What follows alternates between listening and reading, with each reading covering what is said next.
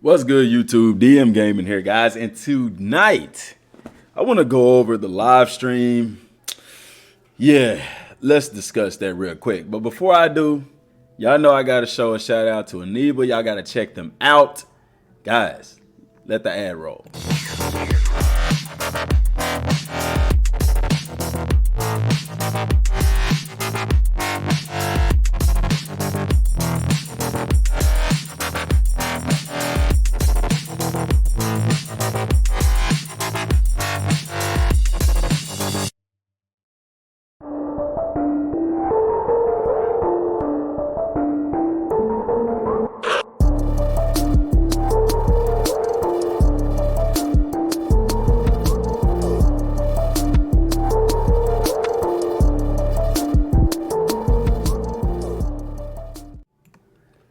All right, guys. So the live stream came and went, and it was a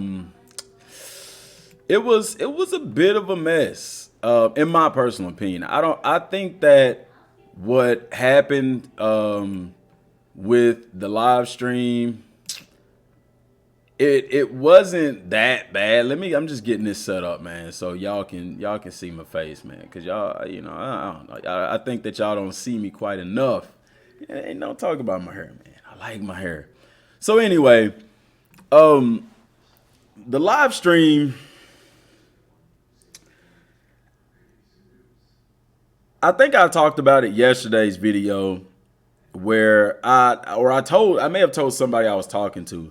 I didn't expect much from the live stream. I kind of felt like they were going to go the direction that they went in. And that direction was basically, if you never knew anything about Dragon Ball Z Kakarot, then the live stream would have been good for you. I was there in the live stream. I was watching it. I was commenting. I was answering people's questions in the stream that Bandai wasn't answering. And that ain't no offense to them. They just weren't answering the questions on the stream. So I took it upon myself to answer some of the questions that I seen people answering to the best of my knowledge. For those of you who follow the channel, the live stream would have been very lackluster to you. Not because the gameplay wasn't good, because the gameplay was cool. I mean, they showed pretty much the same thing that's out right now, people fighting Vegeta. The reason that the live stream would have been lackluster is because I've done, and I'm not bragging on myself, but I feel like I've done a good job in giving you guys a lot of information about the game. Now, here's the thing about that. I don't have an inside source. I'm not talking behind the cupboard to CyberConnect to getting information about the game. I don't have a inside source feeding me information about this game. I don't. I promise. I put that on my life. I don't. There's no reason for me to lie to you about that. Guys, the information that I've gotten from this game is strictly from me following the game every day since the game was announced. Paying attention to the game, listening to the interviews over and over again. I mean, if you're an athlete or if you're an artist or a musician, y'all all have a talent, something that y'all do out there that you're really good at. Whatever that is, you put time and devote time into that, right? And you're better at that than somebody who doesn't put the time and effort into what they're doing, into what you do. It's the same way with this. By me following it, I've put in the time, I've put in the hours, I've, researched, and so I've learned a lot about the game. And once you learn the direction they want to go with the game, then you can predict what the next move is. You can predict, and we've done that. I mean, even since it was Project Z, a lot of the stuff that we've said is actually in the game. Even yesterday's video, the one I did in the morning about Kaioken, people were saying, I knew somebody was going to say, oh, DM, you seen this video. That's how you knew Kaioken was a 20% boost. No, I didn't. First of all, if I'm not mistaken, that video that I posted earlier was done after the video that I posted. I posted that video. I did that video that I did yesterday morning. What time did I get off work? Probably at about 6, or not yesterday morning. It was, yesterday. It should have been yesterday. I did that in the morning or in the afternoon. Did I do it in the afternoon? Yeah, because it was a breakdown video. I did that yesterday afternoon. That video that I did this morning was posted after the video, after my video. There's no way I could have known that information. And if I did, I would have told y'all about that information. No, what I did is literally looked at the damage numbers, looked at the Kaioken boost, and you could put 2 and 2 together and say that's what it is. What I didn't know is that Kaioken stacked. You know, I didn't know that it stacked. You had Kaioken, then you had level 2 and level 3. Same thing with the Super Saiyan transformations, but I got a video coming out tomorrow morning. I'm going to do a video kind of summarizing and packaging all of that information up. I don't want to stray too far away from the topic tonight, and that's the live stream, because some of y'all wanted to hear my reactions about it. So like I said, for those of y'all who follow the channel, y'all, it wasn't anything that we hadn't already covered on the channel. Would I have liked to have been there? Yes, I would have liked to have been there, but at the same time, guys, I feel like there's things. Here's the thing that we have to understand. If I was there, could I have given people the best information possible? Yes, but there's some things that I feel like that we know about the game from studying the film and stuff that maybe Bandai would be like, don't talk about that, or we can't talk about this, we can't talk about that. Y'all get what I'm saying? But at the same time, I feel like I could have been of a better assistance as far as answering people's questions and stuff about the game. But it is what it is, and I'm not saying that to say that I'm better than Rom. No, I'm not saying that. I'm just saying that we do have a better knowledge of the game. There's nothing wrong with saying that, because it's the truth. The videos speak for themselves. I would have been happy to hear at least an answer about a demo, even if the answer was no. They didn't even ask about the demo, and if in the comment section, that was the #1 question. I even put it, #1 question asked right now, will there be a demo? Rom didn't ask about a demo. Dimitri didn't even talk about a demo. It never came up. So, you know, like I said, it would have been nice if they had said, no, there won't be a demo. Just an answer. Don't leave your people hanging. Now, as far as overall live stream, in my opinion, for Bandai, if you're trying to get pre-orders, because that's the end goal of this game, of the live stream, is to get information out to as many people as possible so that they can make a wise decision on whether or not to get this game. There were, at the highest point, 4,000 people in this live stream. Now, if you go back to the Dragon Ball FighterZ live stream, I think at one point there were around like 30,000 people in that live stream. So that doesn't mean that people aren't interested in Dragon Ball Kakarot. That means that there has to be a better job of getting this information out. And so Romstyle, Siriax, Afro, Nanogenics, Indikuba, all Dragon Ball, big time Dragon Ball YouTubers, y'all have to do a better job of getting this game out.